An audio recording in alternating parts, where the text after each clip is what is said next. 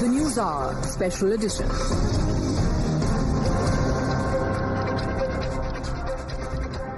Hello and welcome. Thank you very much for joining us here on Times Now. This is the Newshour Special Edition this Saturday evening, and I'm Hina Gambhir. Viewers, after wrapping up his Japan visit, Prime Minister Narendra Modi is in China. It's his first visit to the neighboring nation in 7 years. This also marks Prime Minister Narendra Modi's first trip to China since the Galwan Valley clashes in 2020. Prime Minister Narendra Modi will be attending the Shanghai Cooperation Organization Summit in Tianjin, where he is set to join the leaders from the 10-member SCO bloc for the annual summit. Prime Minister received a rousing welcome as he arrived in Tianjin earlier today. Bharat Mata Ki Jai chants filled the air as Prime Minister arrived at the hotel, where he was greeted by hundreds of Indian Diaspora members who had gathered to welcome him. Cultural performances were also staged in honor of the Prime Minister. In fact, Chinese artists played Indian classical musical instruments like sitar, santoor and tabla to welcome Prime Minister Modi, leaving a warm smile on his face. Take a look. I am joined by Tabla Vadak Sangeeta, and that's her Indian name, and that's Santoor Vadak Mimi. Now, tell us, Sangeeta, how did you develop interest in tabla? It's over 10 years. Before that, at that time, I was doing my PhD about Indian music, and I chose because I like rhythm, so that's why I chose tabla for as my. You've done PhD in Indian music? Yes, in CCOM, Central Conservatory of China, of music. So I did PhD there. Did you get a chance to speak to Prime Minister Modi? Yes. He's very nice. He asked us where you learn from your instrument and from. We answered him our Guruji's name. So how was it interacting with the Prime Minister? Wow, he is so kind of person because we never expected to take photos with him. And he agreed. Then we are so excited and thankful. Yes.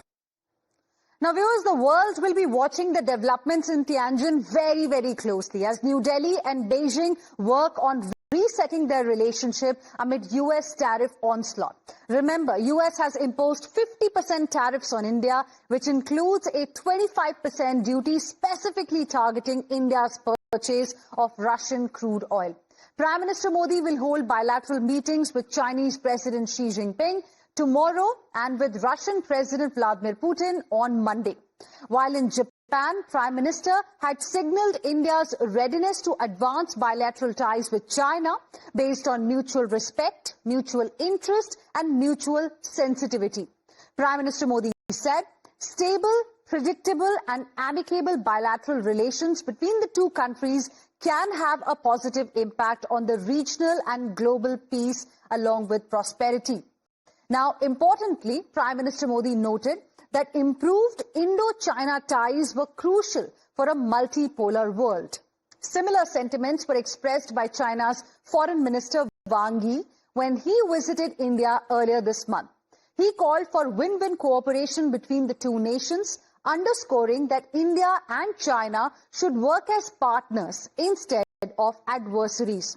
Now, there have been signs of thaw in India-China ties since Prime Minister Modi and President Xi's meeting in Russia's Kazan on the sidelines of the 2024 BRICS Summit. In fact, then Rajnath Singh, the Defence Minister of the country, visited China in June this year for the SCO Defence Ministers meeting. China also lifted export curbs on rare earth magnets, fertilizers and tunnel boring machines to India.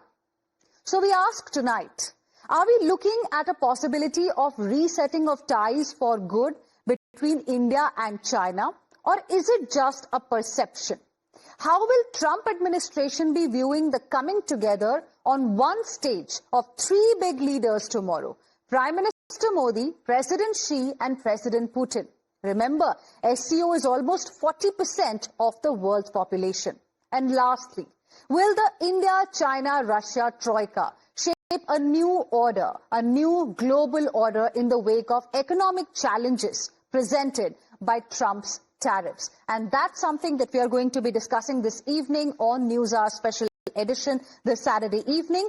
And to discuss it, I'm joined by Prabhu Dayal, former diplomat, Brahmachalani, strategic affairs expert, Professor Madhav Nalapat, who is a geopolitical analyst, Andrew KP Leung, who is international and independent China strategist, Angie Wong, who is Miami GOP committee woman. Thank you very much, all of you, for joining us here on Times Now. Professor Madhav Nalapat, I want to begin this discussion with you.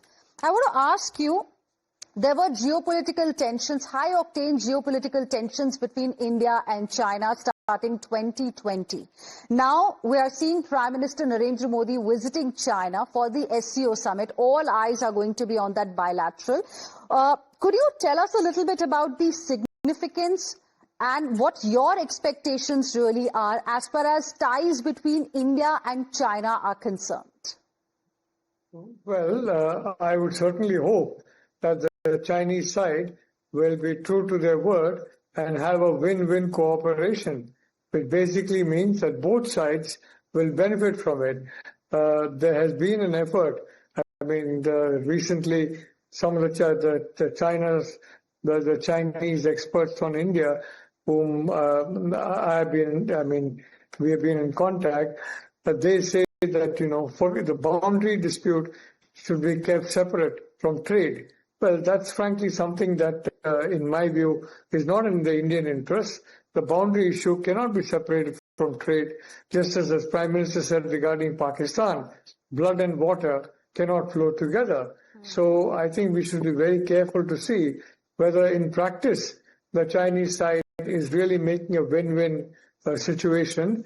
And I think they can do that by showing some flexibility on the border issue. They had a very good adjustment of the border with Russia, and that has stood them in very good stead now. Russia and China have today become very close to each other, even closer thanks to our European friends and the US under Biden and the Ukraine war.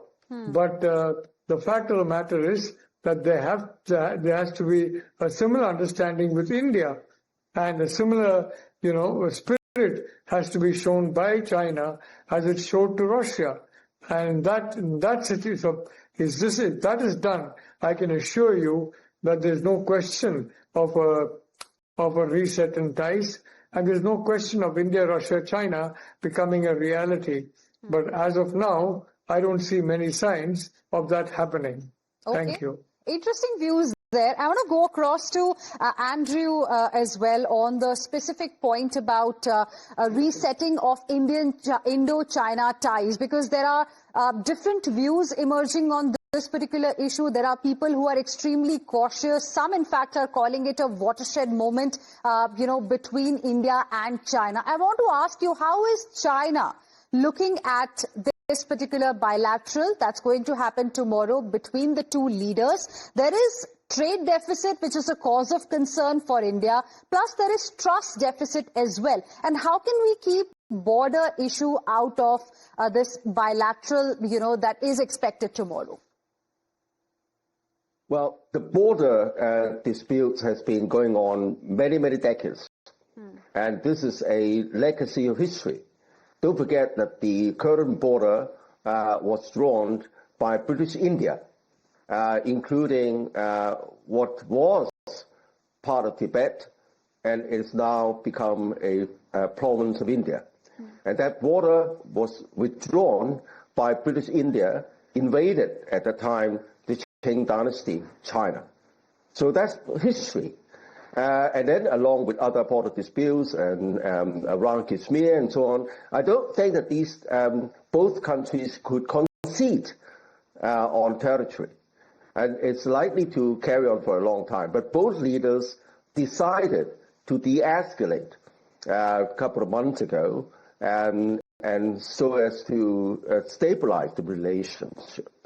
But now the relationship is further enhanced because of the breakup of the whole world rule-based order.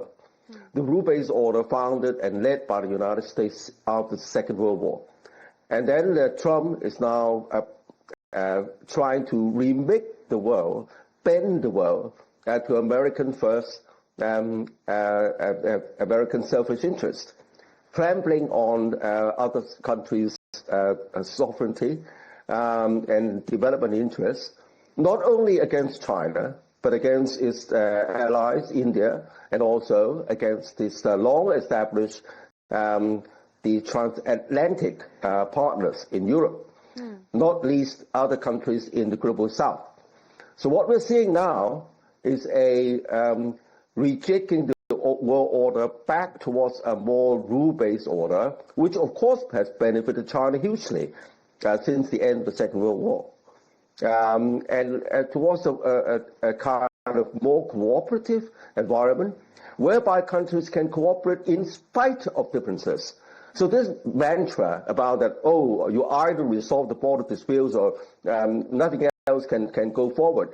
This is a misreading of modern, of international relations. Because international relations is not based on friendship. There's no such thing as permanent friendship in the international relations. It's only a coincidence of interests.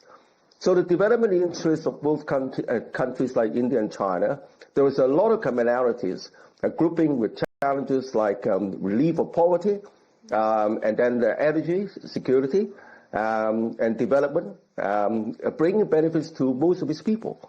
So I think that because of this breakup of the world order, both India and China seize the opportunity in the context of the Shanghai Cooperation Organization.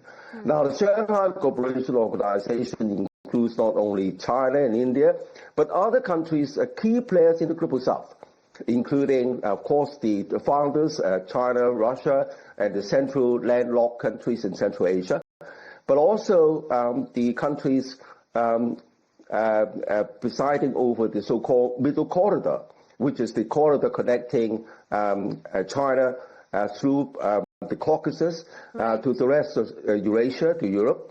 And we're talking about countries like Azerbaijan and Armenia, and also the Turkey and Egypt, and also above all the Middle East countries, the powerful, very rich countries in the Middle East, Saudi Arabia, UAE, and also Qatar, Kuwait, and also additional countries in Asia, like Cambodia.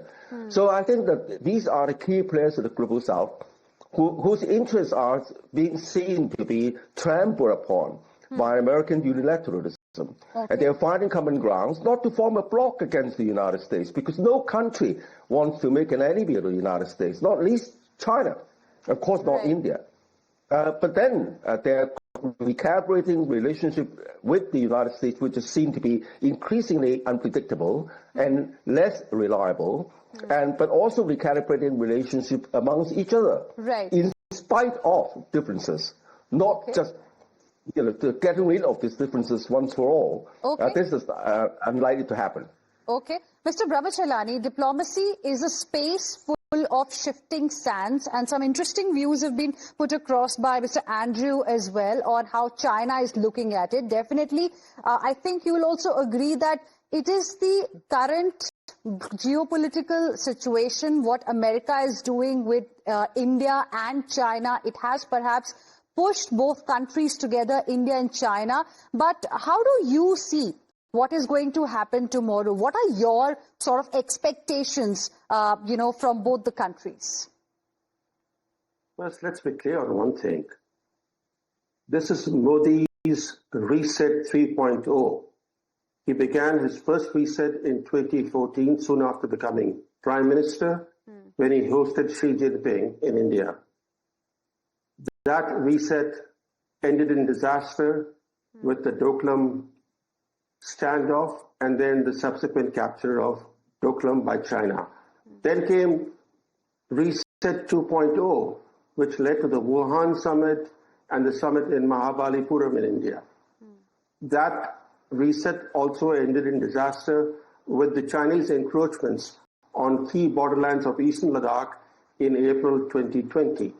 Now we're seeing Reset 3.0 by Modi, and this reset has nothing to do with Trump. because this reset began last October Yes. with the meeting between Modi and Xi Jinping in Kazan, Russia. So I don't know why you're bringing in the US and the Trump factor. The Trump factor is important, but it's not the factor driving the effort by Modi to reset the relationship with China. Second, and you mentioned, Hina, initially, that there were border tensions in 2020. Have the border tensions been resolved? No. Is the border crisis over? Why aren't we discussing that? We're discussing history. We're discussing, about what might happen in the years to come. But we're not discussing a border crisis that has still not been resolved after 5 years. That border crisis almost erupted in war. Both sides went on a war footing. They massed large numbers of forces and heavy weaponry. Even today, tens of thousands of Chinese troops, backed by heavy weaponry, are still deployed along the India frontier. Disengagement at some flashpoints has happened, but there has been no de-escalation, no de-induction of forces. So we are actually obscuring the key issue. In fact, we're talking about Galwan Valley clash. The Galwan Valley clash was not the starting point of the India-China rupture. It was the consequence of what happened 2 months earlier. 2 months earlier, when the Chinese made these stealthy land grabs in eastern Ladakh. So now we are saying, okay, we will not even discuss the border crisis. Let's just discuss how we can expect hope to reshape the India-China relationship. I think let's be grounded in reality. We are talking about border settlement. The border talks between India and China, by the way, Hina, have been going on since 1981. Yes. That is before, I think, you were born. This was when Indira Gandhi was the Prime Minister of India. These are the longest running border negotiations between any two countries in modern history. And what do these border negotiations have to show? Nothing much. Reason is that an unsettled border is very much in China's interest. China settled the border with the Soviet Union because the Soviet Union was the stronger power at that time. But China sees itself as a stronger power vis-a-vis India. Right. So a settled border is the last thing China wants. That's the reason why they keep engaging India in fruitless border negotiations without making any progress. And the border issue will continue to fester. Wherever they will find an opening to encroach on Indian land, they will encroach. After all, let's not forget, Modi's Reset 1.0 began with Xi Jinping arriving in India and coming with an encroachment in Chumar. Even then, the sincere effort of Modi in 2014, hosting Xi Jinping as the first important world leader after he became the Prime Minister of India, even that overture resulted in a Chinese incursion coinciding with Xi Jinping's visit, because the Chinese are constantly looking for openings to encroach on Indian land so they can redraw the frontier. Right. Okay. Interesting points you've made, and Ambassador Dayal, but then there are optics as well that are extremely important. Optics of the SCO meet that's going to happen tomorrow. 3 big leaders, literally at the rough end of Trump's diplomacy, are going to be sharing the stage. Well, you're right. At a time when much of the world is grappling with the chaos which has been unleashed by Trump's tariffs and his threats, the SCO conclave can serve as a stabilizing force, and it can unite the global south to counterbalance the West, particularly the United States. Now, I agree entirely with what Professor Nalapat said, but for a change, I find myself in slight disagreement with the esteemed panelist, Mr. Brahmacharani, when he said, why bring in Trump into this? You know, the aggressive U.S. tariff policy under the Trump administration has had the unintended consequence of pushing India and China closer together. Faced with U.S. antagonism, India has been forced to recalibrate its foreign policy and seek better relations with its large northern neighbor, that is China. However, while China and India have economic incentives to collaborate against US tariffs, deep strategic rivalry and long-standing border disputes persist. Therefore, a fundamental realignment is unlikely, and India will continue to maintain a cautious stand towards China. Let me add that India's recalibration of ties with China is an application of its policy of strategic autonomy, which prioritizes national interests. So while dialogue has resumed in issues like trade and people-to-people exchanges, deeper strategic and security cooperation remains unlikely. The trust deficit runs deep, as you yourself said, and India views China with suspicion, particularly after the 2020 border clashes. So while driven by a shared interest in managing border tensions and responding to a shifting US foreign policy, the deep structural competition and distrust mean that a fundamental realignment of relations may not yet be on the horizon. Okay, interesting. Fundamental realignment is unlikely, but I think one thing we all agree with is that it's India's strategic autonomy that's going to be guiding its choices. That's what we can really expect, tomorrow when there's going to be a bilateral and, of course, when the SCO meeting happens, because we all know how Mr. Rajnath Singh did not sign the document last time when he was in China for a meeting that was also part of the SCO because it did not really condemn Pakistan. After what happened in Pahalgam. I want to go across to Ms. Wong as well. How is United States of America viewing what is happening in China?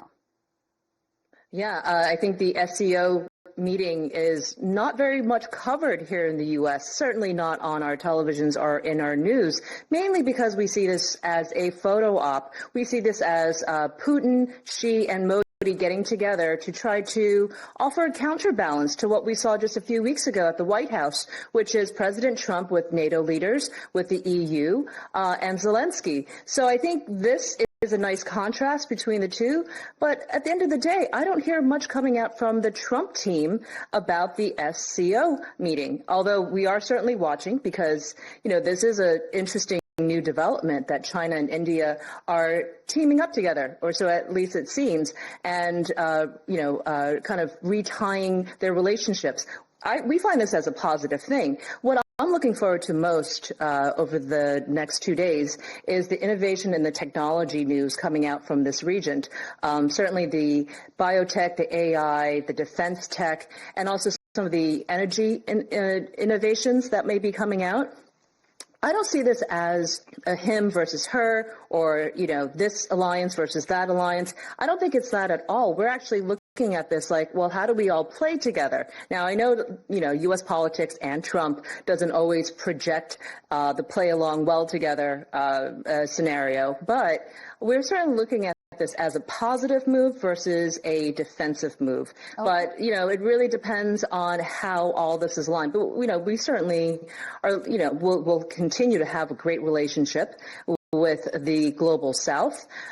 We want to. I know there's tariffs in play because there are world wars that we're trying to solve using tariffs as a diplomatic strategy. And I do think that, right now everyone's kind of posturing, but hopefully there's going to be some positive outcomes for all these nations to play well together. Okay, interesting. We thought, Trump might be getting a bit nervous looking at the developments emerging from China, from the SCO Summit that begins tomorrow. Okay, that's not the case. Professor Not at all. Okay. Professor Nalapat, would you like to comment on that? Yes, Ms. Wong, complete your point. No, I just, look, I'll tell you why Trump is not nervous. In fact, why we're not covering most of it is because the U.S. economy alone is larger than China, Russia, and India combined, right? Okay. We're at $28 trillion. Okay. I apologize, but that's why we're not really moved by this. Okay, but Professor Nalapat, we're talking about 40-odd% of the world's population that comes under SCO, 23% of the world trade that comes under SCO. Yet, what Ms. Wong tells us, it's not really making Trump nervous or Trump administration nervous in any way.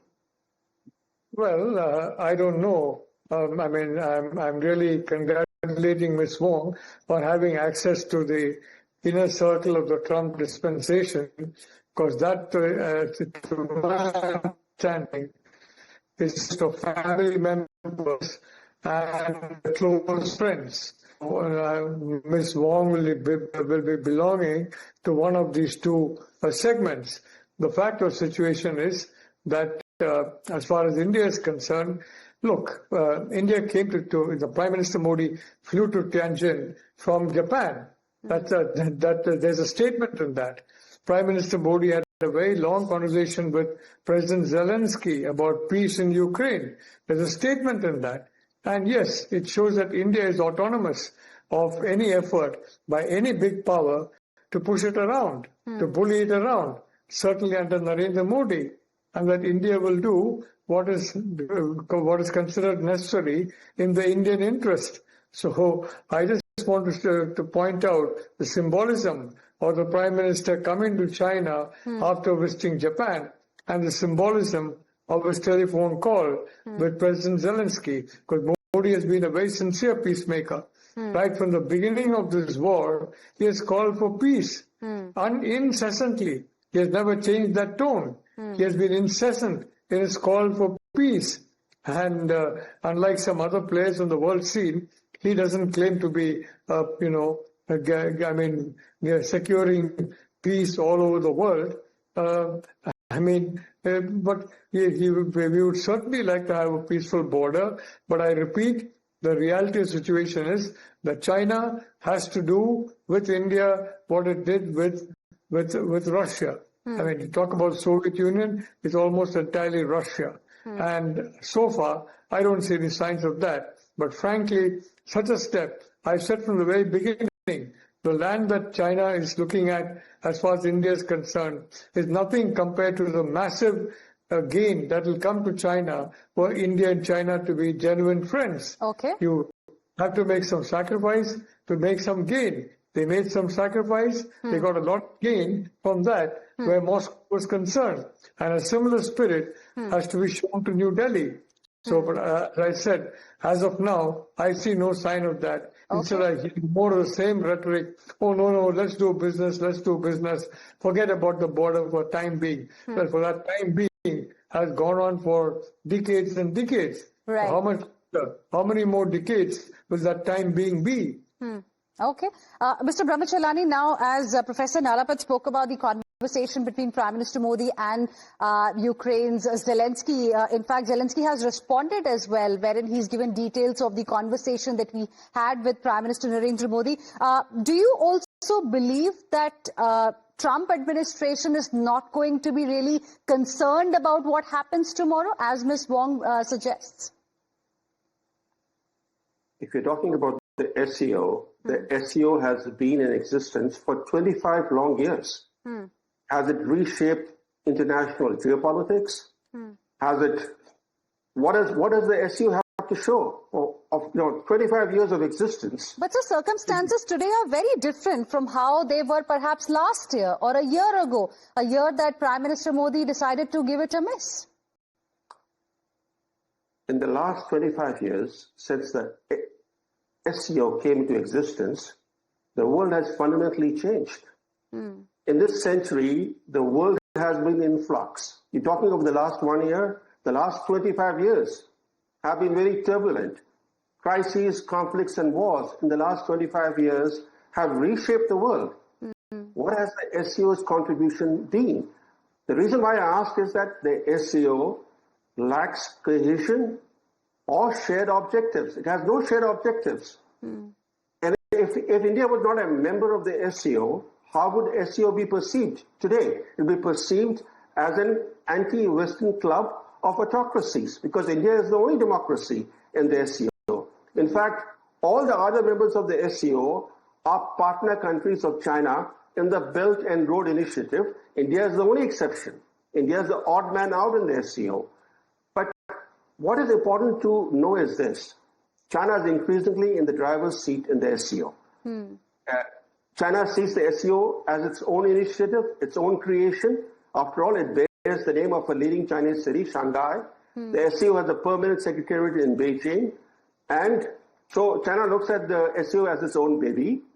And today, the SCO is a grouping of disparate member states with disparate interests. There is a lack of cohesion. And if, no, why would Trump be worried? Or why would any other country that is not a member of the SCO be worried about the SCO? In fact, Hina, we are so focused on the SCO Summit. Actually, the SCO Summit is being eclipsed, is being overshadowed by what will follow on Wednesday. China is hosting this big military parade in Beijing to commemorate the end of World War II.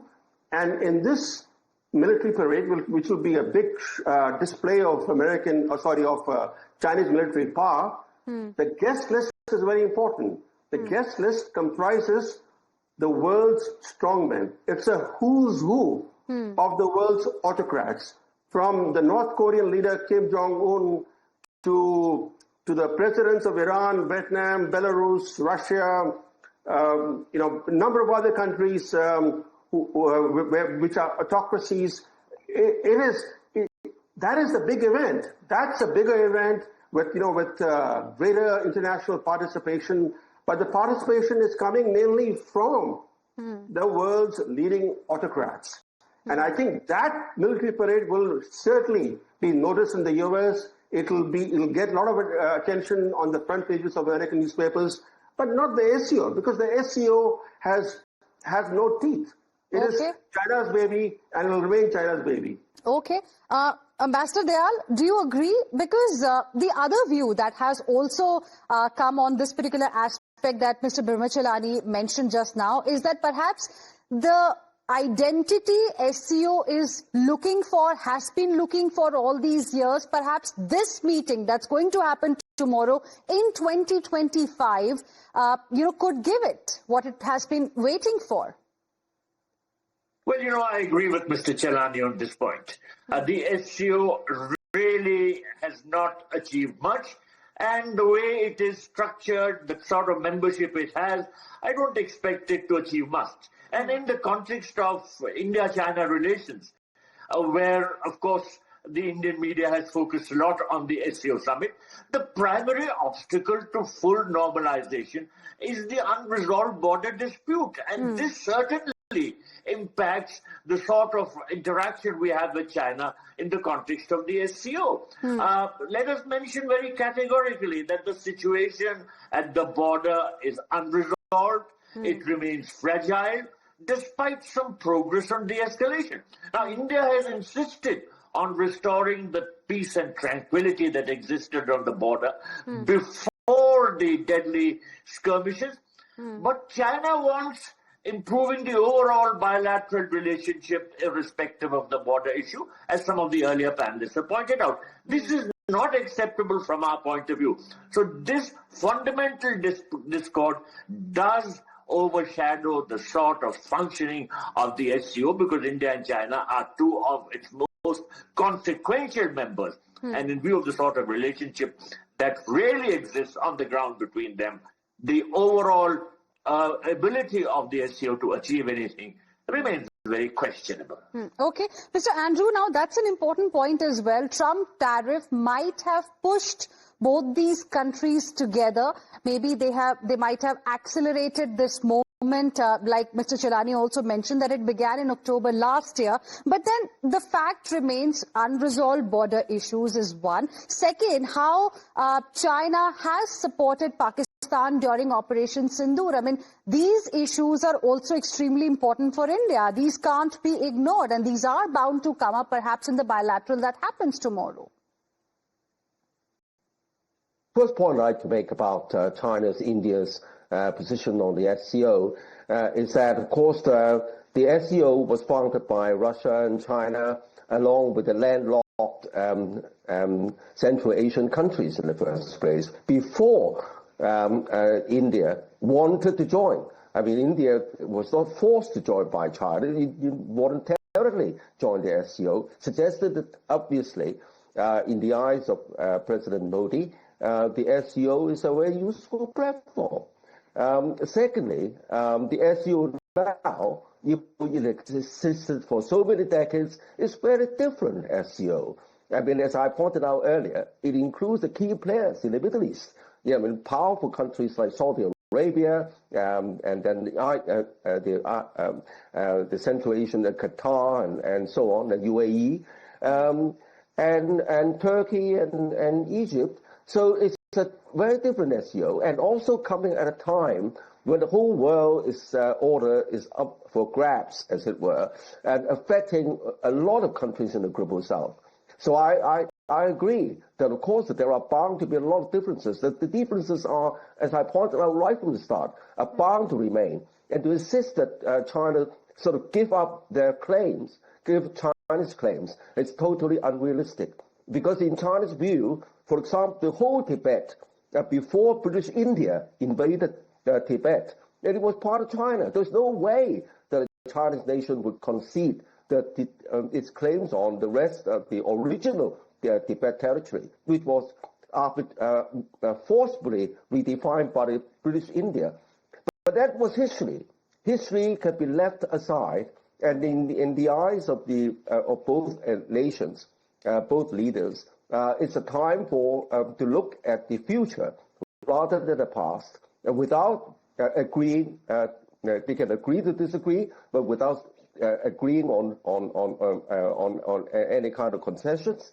It's the time to look for the future, how to restrict the world towards a more cooperative. We in India are going to agree to the point that you have made. Of course, history can't really be forgotten. The trust deficit is there, and of course, while one side is making efforts, the other side is also making efforts to mend the ties, then some kind of effort also needs, in fact, to be there to, get the trust deficit fixed, to get the trust back. And for that, border issue is something that needs to be resolved. Something needs to be done on that particular aspect as well. We'll have to wait and see what eventually comes out of that crucial bilateral tomorrow and what happens in the SCO Summit. I'm completely out of time, but I really appreciate all my guests today for joining us with their wonderful views that they shared with us. We'll, of course, be tracking this story closely ahead as well on Times Now. Thank you for joining us.